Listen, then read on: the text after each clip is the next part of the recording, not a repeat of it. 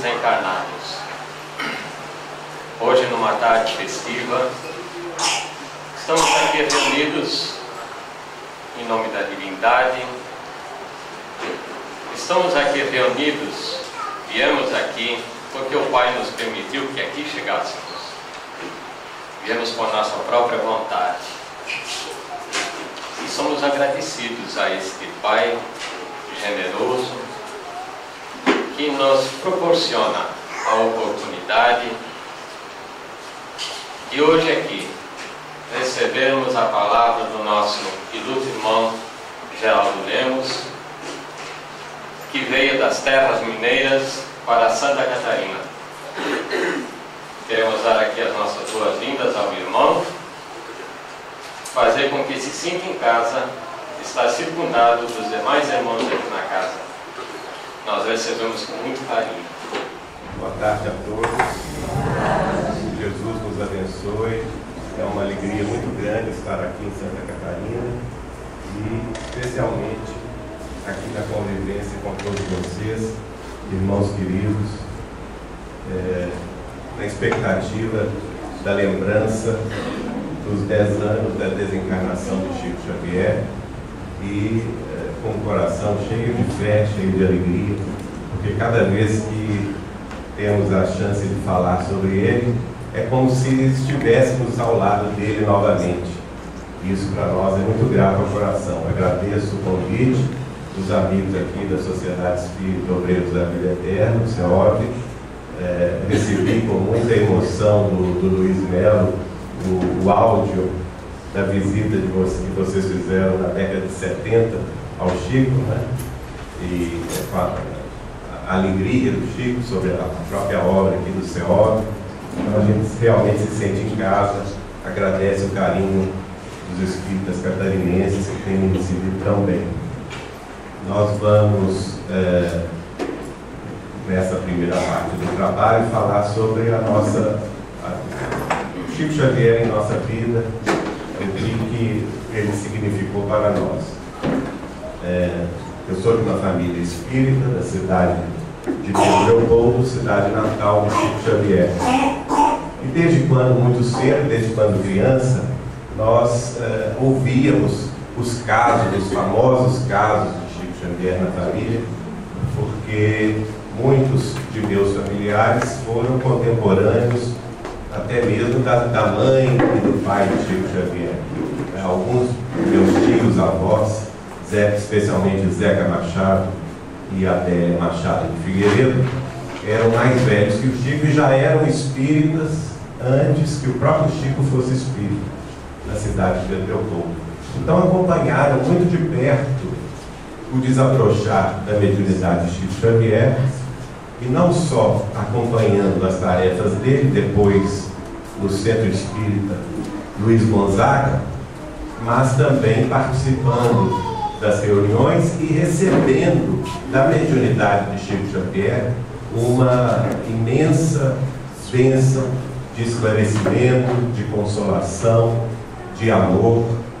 E ele, para a nossa família, sempre foi referência no que se refere ao apoio espiritual, no que se refere à fé, não é? Era, sem dúvida nenhuma, uma personalidade extraordinária. E como personalidade extraordinária, hoje a gente fica imaginando o quanto ele também não sofreu, tendo em vista a nossa ignorância, tendo em vista a nossa falta de compreensão sobre as coisas espirituais. A partir de 1981 é que eu fui pessoalmente conhecê-lo. Embora tivesse notícias dele desde muito cedo, eu guardava aquele desejo imenso de conhecê-lo e não tinha oportunidade. Ele morava em Uberaba, eu morava em Belo Horizonte, mas sempre esperando uma chance para conhecê-lo.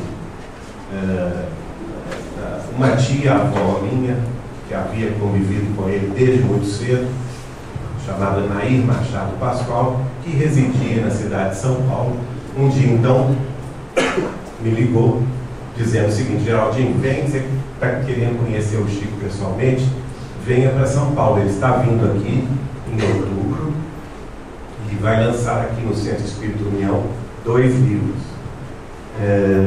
Eu, então, mais do que depressa, fui a São Paulo. Isso ocorreu no dia 14 de outubro do ano de 1981, portanto, há 30 anos e meio, né, atrás.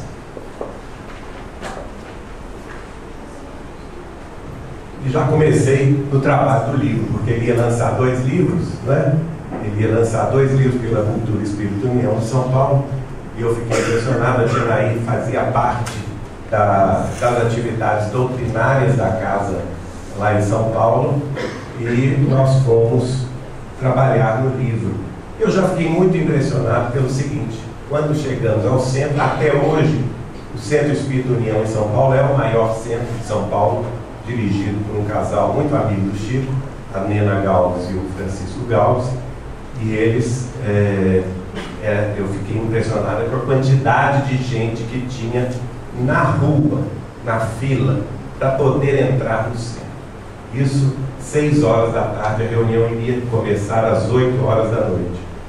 E nós, havia uma mesa como essa aqui, só que muito maior, mais comprida, onde a gente iria trabalhar preparando os livros para ele autografar, e ele ficaria ali numa passagem aberta para o público. Pois bem, foram breves as palavras de lançamento do livro, dos 2 livros que ele estava lançando, e ele fez uma saudação muito breve, e logo começou a receber aquela multidão. A reunião começou às 8 horas da noite, em ponto, e eu ali sentadinho, quando eu tinha, nessa ocasião, 19 anos de idade, sentado, abrindo os livros e carimbando para ele poder assinar. E ele começou, senta, levanta, abraça, beija, e ele fazia questão de dar assim uma atenção especial a todo mundo. E oferecia também, do lado direito dele, haviam senhoras trabalhadoras do Centro Espírita União, e ofereciam rosas para ele oferecer às pessoas. Mas ele tinha uma exigência: ele pedia que todas as rosas tivessem os seus espinhos retirados. Então essas 5 senhoras ficavam retirando os espinhos dos botões de rosa para que ele pudesse oferecer, porque ele dizia que não podia e nem queria ferir a mão de ninguém. E assim foi a noite inteira. Às 4 horas da manhã, notem bem, a reunião começou às 8. Eu já estava exausto, eu tinha 19 anos, e o homem parecia que não estava se importando. Levantava, sentava, conversava, beijava as pessoas. E eu, impressionadíssimo com a força moral daquele homem, né? A alegria que ele exultava ali, que ele mostrava diante de todos. Se alguém quisesse ver o Chico alegre, era num lançamento de livro, ou então junto do público. Ele era um homem do povo. E nós passamos ali, às 4 horas da manhã, o Galves, que era o presidente do centro, chega perto da tia Naí, que estava ao meu lado direito, e fala assim: Naí, são 4 horas da manhã, nós precisamos fechar os portões, porque não é possível, a fila lá fora ainda está grande.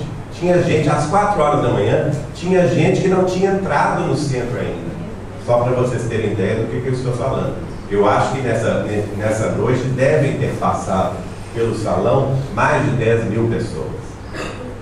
E ali, o Chico, na maior paciência, já aí vira para o Galves e disse: ah, mas eu duvido que o Chico vai deixar isso. Daí a um pouquinho nós vimos o Chico chamar o Galves: Galves, vem cá, meu amigo. Faça o favor de abrir os portões novamente, porque enquanto tiver uma pessoa na fila, eu estou aqui para recebê-lo. Para recebê-lo. E assim foi. A reunião durou até às 7h30 da manhã. Portanto, foram 12 horas e meia de reunião. O Chico com o povo, com alegria, e conversando um por um, beijando um por um, dando o seu autógrafo e também uma rosa. E assim nós conhecemos Chico Xavier. Aí às 7h30 da manhã eu já estava mais do que exausto, né? Cansado. Minha tia vira para mim e fala assim: agora você vai conhecer o Chico.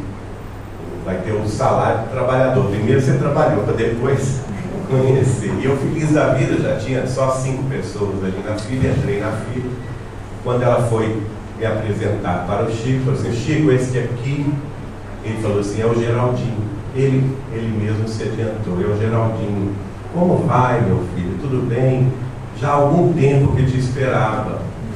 Você tem 2 coisas que eu nunca entendi. E eu fiquei assim, estupefato, que eu não abri minha boca. Ele não me conhecia. Só que tem um detalhe que nem a minha tia-avó sabia.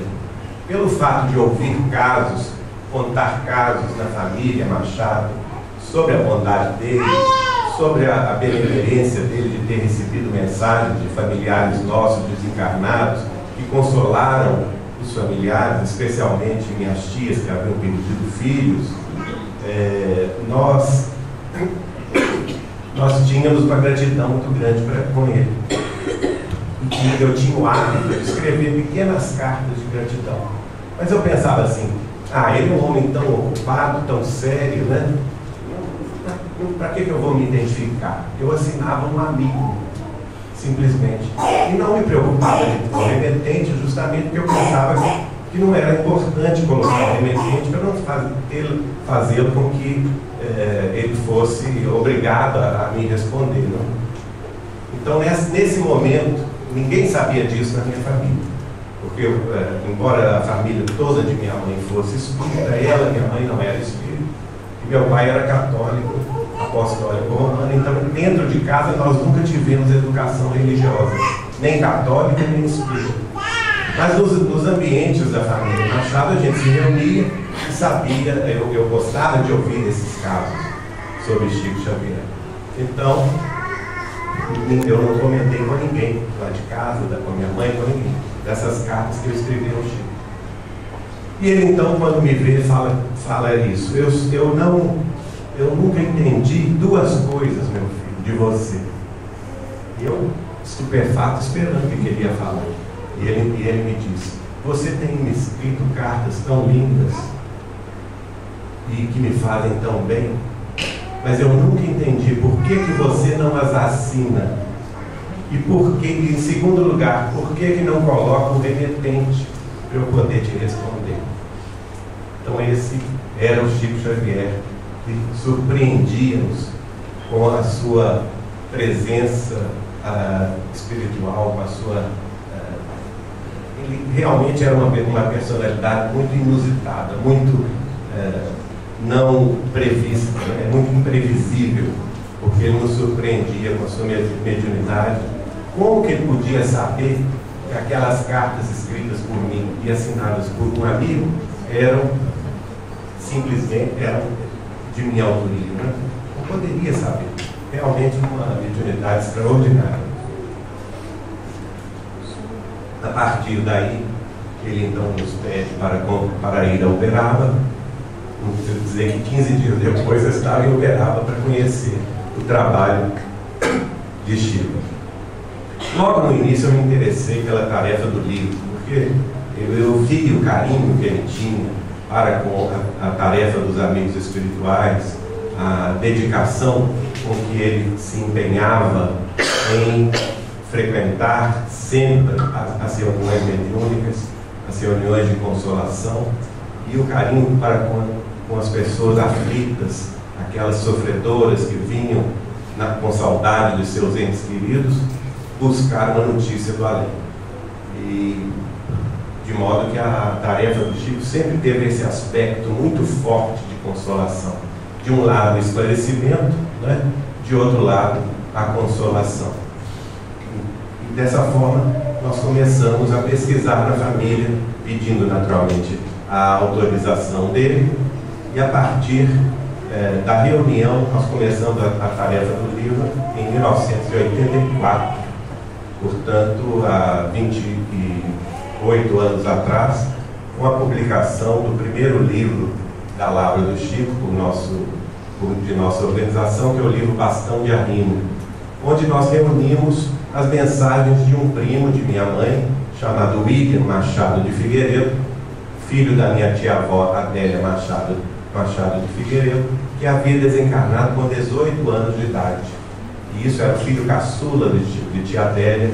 Ela sofreu muitíssimo, porque ela tinha uma ligação espiritual muito grande com esse filho, e ao longo da vida toda dela, ela veio a desencarnar depois em 1982, já com 82 anos de idade, e ao longo da vida dela toda, o Chico recebeu 33 mensagens do William para a mãe. Essas mensagens foram muito importantes, não só para ela, mas também para a consolidação da crença espírita na família inteira. Aqui vocês estão vendo um cartãozinho que o Chico escreve para ela. Ela já morava em Belo Horizonte e o William tinha sido enterrado em Pedro Leopoldo. Ele tinha o trabalho de ir até o cemitério de Pedro Leopoldo, colher flores nos túmulos de William, secar essas flores para mandar para a velha pelo correio. Que homem é esse, né, que tinha tempo para esse tipo de delicadeza? Porque ele já era um homem muito ocupado a essa ocasião. Em 1942 ele já era um médium conhecido, já era um médium que tinha muito procurado por muitas pessoas do Brasil inteiro. E, no entanto, ele tinha tempo para as delicadezas, tinha tempo para se aproximar e consolar uma mãe sofredora. Há casos muito interessantes que nós convivemos e aprendemos com Chico Xavier. Essa que vocês estão vendo aqui é a Dona Neném Aloto Beruto, grande amiga de Chico Xavier, para quem ele me destinou quando nós começamos a ter os primeiros fenômenos da psicografia. Ela era presidente da União Espírita Mineira, ela presidiu a União Espírita Mineira por 33 anos, foi grande amiga de Chico Xavier e para nós foi uma verdadeira mãe espiritual, né?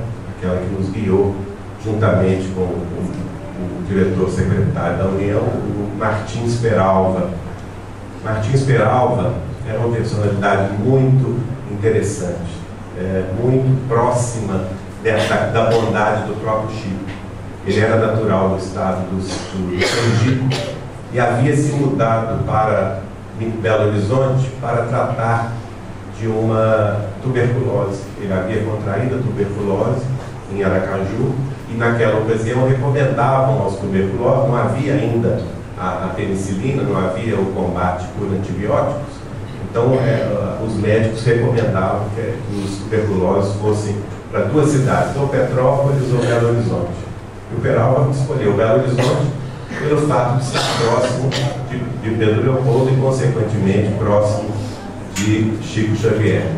Pois bem, ele nos contava que quando conheceu o Chico, logo de início, ele frequentou uma reunião em que o Chico servia de médium de materialização. E nessa reunião, o Chico lá, encerrado lá no quarto, em transe profundo, o espírito de Sheila se manifestou, se materializou por completo, né? Se aproximou do nosso irmão Martins Peralva, plenamente iluminado, todos na reunião haviam, pediu licença a ele, mas antes perguntou a ele: meu filho, você tem fé? E ele nos contava que a emoção foi tão grande que ele simplesmente abanou a cabeça dizendo que sim, e aí o espírito de Sheila materializado pede licença para abrir o paletó de Martins Peralva. E abrindo o paletó de Martins Peralva, ela levanta a mão aos céus, ele vê materializar-se na mão dela uma cuia, e ela então derruba aquela cuia cheia de perfume no peito de Peralva, e ele contava para nós que ele sentiu aquele material entrar dentro dele, como se estivesse limpando todo o pulmão, né? Como se estivesse abrindo o pulmão de Peralva. Desse dia em diante ele foi aos médicos, nunca mais teve nada, nenhum traço da tuberculose. Teve um caso de cura proporcionado pelo Chico. Peralva contava isso com muita emoção. E contava também com muita emoção a última reunião ele presenciou, juntamente com familiares nossos, de Pedro Leopoldo, dessas reuniões de materialização em Pedro Leopoldo. Nessa última reunião, quem se materializou foi o espírito de Emmanuel. Segundo eles, contava um espírito com uma altura de 2 metros de altura, né, segurando na mão direita uma tocha e na mão esquerda um livro. E o coração de Emmanuel, na túnica romana, o coração de Emmanuel mostrava o Cruzeiro do Sul iluminando a sala inteira do coração de Emmanuel. E a partir daí, o Emmanuel disse, mais ou menos assim, nós colocamos esse relato no livro, na biografia Chico Xavier, Mandato de Amor. Está lá o testemunho de Peralva e também de outros companheiros que conviveram com Chico nessa época de Pedro Leopoldo. E o Emmanuel então diz: meus amigos, a reunião de materialização e da cura pelo fenômeno da materialização pode deslumbrar os olhos de alguns e pode também curar alguns poucos, mas somente a tarefa do livro é a chuva que haverá de fertilizar os campos das multidões.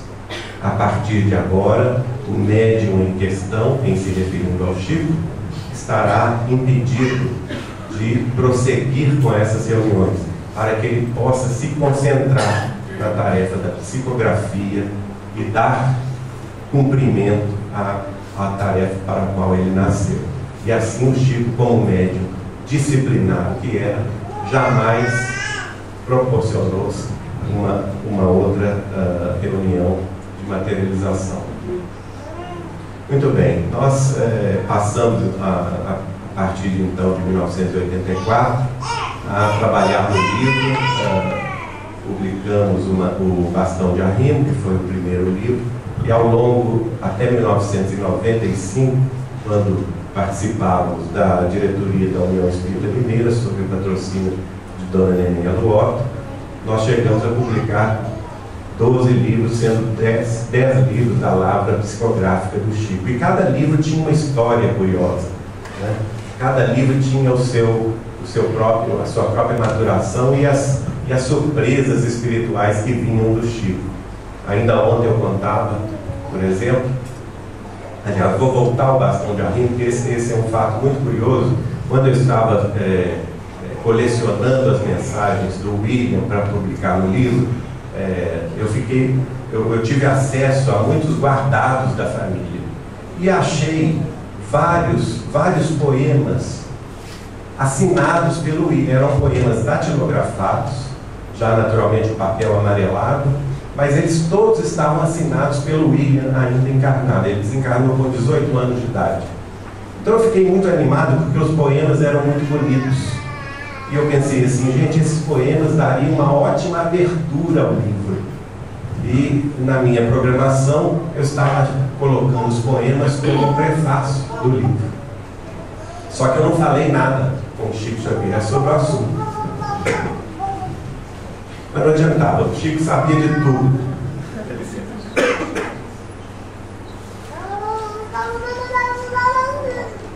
Não adiantava, porque o Chico sabia de tudo. Um belo dia eu recebo uma carta em casa de Chico, tem até uma cópia dela aqui, uma carta simples dele, preocupado. Olha só a mediunidade desse homem. Ele vira para mim e fala assim: Geraldinho, eu não tinha falado nada com ele, nem no telefone, nem nada. Geraldinho, os poemas que você achou, mais ou menos nesse termo, os poemas que você encontrou, assinados pelo espírito, pelo William, provavelmente não são de autoria dele. Provavelmente o William deveria gostar muito das tarefas da poesia de um poeta chamado Djalma Andrade. E naturalmente ele deve ter datilografado isso e colocado o nome dele como se fosse uma